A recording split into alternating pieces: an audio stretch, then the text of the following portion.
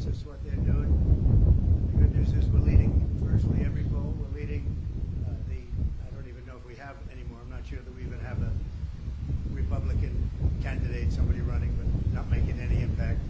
So as you know, we won Iowa, we won New Hampshire in records, each one a record. We think we're going to do very well. I'm heading out right now to Nevada for the caucus and the caucuses, and I think we're going to do very well there. All polls indicate we're in the 90s, maybe more than the 90s.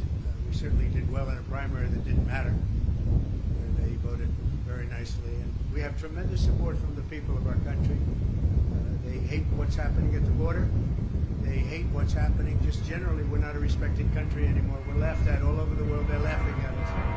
And they hate what's happening. They hate seeing it. They love our country. They want it to come back. And we're going to do that. If you think about it, had the results of the election been different, that would be nice. You wouldn't have the Ukrainian situation with Russia. You would not have had an attack on Israel, which was so horrible. You would not have had inflation. You wouldn't have China talking about Taiwan. You wouldn't have any of the problems that we have today. And you certainly had a broke Iran, and now you have a very rich Iran. Iran was broke when I left. They had no money to give to Hamas. They had no money to give to Hezbollah. And now they have 200 billion. Plus, as you probably know, people don't like to admit it, they certainly control Iraq. And Iraq has another 300 billion. So you have a very rich group of countries. And as you know, Iraq should have never happened. That was a balance against Iran, and we blew out the balance, and now Iran has essentially Iraq. And Iraq doesn't like saying that, but that's the way it is. And it's a shame. The world is in tremendous danger. We're in danger of possibly a World War III. And we have a man who's absolutely the worst president in the history of our country. Can't put two sentences together. He's not going to be able to negotiate with Putin or Xi or Kim Jong-un, North Korea. Not going to be able to negotiate with anybody. All he knows how to do is drop bombs all over the place. Meaningless bombs, except they kill a lot of people. Cost a lot of money. Every time you see a bomb, it's another $1 million. And it actually sets us back. We have peace through strength. This should not be happening. The Middle East is blowing up. It's blowing up. And a lot of people are being killed, and it's so unnecessary. So I just say that in watching the Supreme Court today, I thought it's a very beautiful process. I hope that democracy in this country will continue. Because right now we have a very, very tough situation with all of the radical left ideas, with the weaponization of politics. They weaponize it like it's never been weaponized before. It's totally illegal, but they do it anyway. And it has to stop. Every one of the court cases that I'm involved, every single one, civil, whether it's the attorney generals or the district attorneys. You look at Fani in Georgia. They had many meetings with the White House and with the DOJ. They went there, 8-hour meetings. That was all staged. That was a phony hoax. And now you look at it, and it is a phony hoax. And hopefully that case will be dismissed in short order. It's a disgrace to this country. But they work together with the Justice Department and the White House, and not supposed to do that. Every one of these cases you see comes out of the White House. It comes out of Biden. It's election interference, and it's really very sad. I thought the presentation today was a very good one. I think it was well received. I hope it was well received. You have millions of people that are out there wanting to vote, and they happen to want to vote for me or the Republican Party, or whatever you want to, however you want to phrase it. But I'm the one running, and we are leading in every poll. We're leading in the local polls, in the state polls, and we're leading in the swing state polls, and we're leading very big in the national polls. So it's been a very great honor. We love the country. I think the reason we have such big leads, frankly, is that they loved 4 years of us compared to the 3 years plus the 3 years that they've gone with Biden, where you have open borders, you have crime. Nobody's ever seen crime like this, what's happening. And now the crime is being committed, much of it by the migrants that have come in illegally to our country. I was wondering about that. I said, you know, a lot of these people come out of jails, they come out of mental institutions, they come out of places that you don't want to know about. We don't even know where they come from. We don't know who they are, where they are. They're being dumped in from mental institutions, from prisons and jails, and many terrorists are coming into our country. We're going to be paying a big price.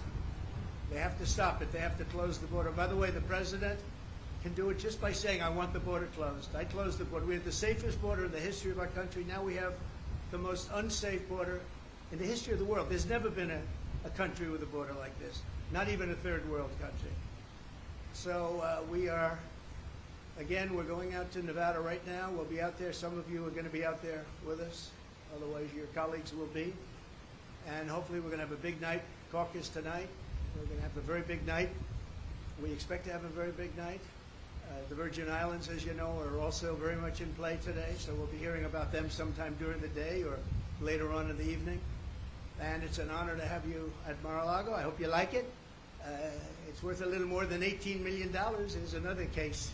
It says it's worth $18 million. I said, which cabin are we talking about?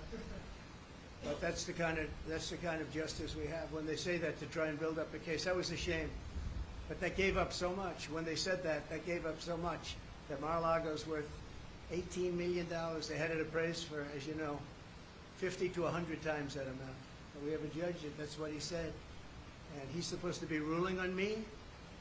But who knows? Maybe he'll be fair. I doubt it, but maybe he'll be fair. So I want to thank everybody. And by the way, we proved that case 100%, 5 times over. That case is 100% proven, 5 times over. We've never seen anything like it. He just wouldn't dismiss it, no matter what. Shouldn't it be there? It should have been in the commercial division. Anyway, it's an honor to have you. I look forward to having you again, and I'll probably see you out in Nevada. Thank you very much. The U.S. Supreme Court is said to be broadly skeptical in early reporting about the effort to try and kick you off the ballot. Having said that, though, speak to the argument, legal and otherwise, that your detractors have made leading up to today. And it's an argument that was given voice by Mitch McConnell, the Senate Republican leader, not long ago. All right, I got the gist. No question. Yeah, I got the gist. President Trump is practically Yes. and morally responsible for provoking the events of the day. He doesn't say that anymore. So let me just tell you that I heard and I watched. And the one thing I'll say is they kept saying about what I said right after the insurrection. Because I think it was an insurrection caused by Nancy Pelosi. This was an insurrection, if it was an insurrection, which there were no guns, there were no anything except for the fact that they shot Ashley Babbitt. Somebody from the police force shot Ashley Babbitt. So unnecessary, so sad, so horrible. But there were no guns, there were no anything. But if you take a look at my words, right after, you take a look at my speech from the Rose Garden, which was very shortly after, or you take a look at I'm only on Truth now, but at that time, we were tweeting, and I was on Twitter. If you take a look at those 5 or 6 tweets, you will see very beautiful, very heartwarming statements. Go home, the police are doing their job, etc., etc. Beautiful statements. If you see my statement made in the Rose Garden, I think you have to watch that, because today they said the words of Trump. Now, if you take a look at the words of Democrats over the last period of time, look at Schumer's statement about the Supreme Court on the steps of the Supreme Court. He sounded like a mob boss. Take a look at any of them. Take a look at any. We put together a tape of vicious, violent statements made by Democrats. Nobody brings that up. Take a look at Maxine Waters and the vicious statements that she made. I didn't do that. I said peacefully and patriotically. The speech was called Peacefully and Patriotically. It's peacefully and patriotically. He said I said bad statement. It was the exact opposite. So I think you should take a look at the statements that I made before and after, and you'll see a whole different dialogue. Mr. President, you just mentioned Chinese President Xi. You said that you were going to impose 60% tariffs should you get back in office. Can you explain your rationale there? We want to bring business back to the U.S. They're stealing our business. They're taking our business at levels that nobody's ever seen before. By doing that, we bring business back, manufacturing back to the United States, which I was doing. I took in hundreds of billions of dollars from China. No president had ever taken in 10 cents, not 10 cents. I took in hundreds of billions of dollars, and jobs were coming back. I was saving steel companies. Now they're blowing it. When I see U.S. Steel being bought by Japan, what a sad thing that is to me. What a sad thing that is. So we want to bring jobs back. Very simple. Thank you. Do you still have confidence in Speaker Johnson after the failed Mayorkas impeachment effort? I do have confidence in him. Yeah, I very much do. I think he's a very good man, and I have great confidence in him. Why is Nikki Haley still in the race when you're dominating in the polls? Oh, I love that question. Thank you very much. You just said it. I don't know why she continues, but let her continue. We have a big one coming up, as you know, in South Carolina, and the polls are indicating that we're through the roof on that one. We're leading by, I guess, 35%, 35 points. So I don't know. I think she hurts herself, but I think she hurts the party, and in a way hurts the country. But it seems to be dying. She did poorly in Iowa. She did very poorly in Iowa, actually. She came in third place. Ron DeSantis beat her, although you wouldn't know that if you listened to his speech. She did poorly in New Hampshire. She did poorly no matter where she went. I don't know how the results aren't in yet from the Virgin Islands, but I know she's playing it very hard. And in Nevada, she lost to no name. She had a no name, and she lost by, I guess, 40 points. So I don't know why she continues, but she's a, I don't really care if she continues. I think it's bad for the party. I think it's actually bad for her too. Mr. President, thank you for having us on our Thank you. Given the battles over presidential immunity, I'm wondering if all presidents and vice presidents will be immune from any legal consequences for any action they take during their term. Well, I can say presidential immunity, which we'll be talking about because that will be upcoming, is very, very important for a president to have. If a president doesn't have immunity, he really doesn't have a presidency. He can be told to do things that he would never do. He can do really bad things for our country.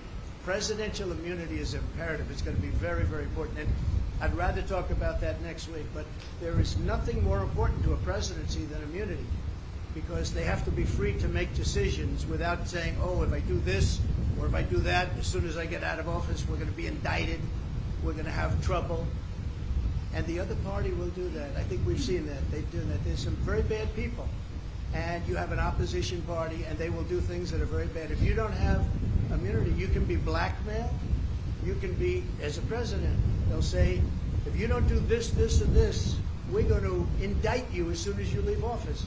You cannot allow a president to be out there without immunity. If they don't have immunity, you don't have a presidency.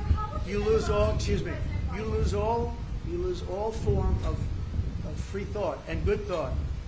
And you probably weaken the presidency to a point that it was never supposed to be weakened. It would be a very bad thing for our country.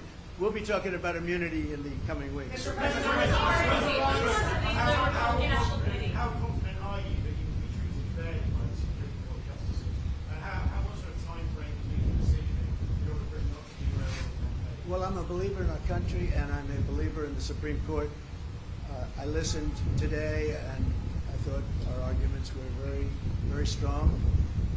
An argument that is very important is the fact that you're leading in every race, you're leading in every state, you're leading in the country against both Republican and Democrat. And Biden, you're leading in the country by a lot. And can you take the person that's leading everywhere and say, hey, we're not going to let you run? You know, I think that's pretty tough to do, but I'm leaving it up to the Supreme Court. Thank you all very much. Enjoy it. Thank you.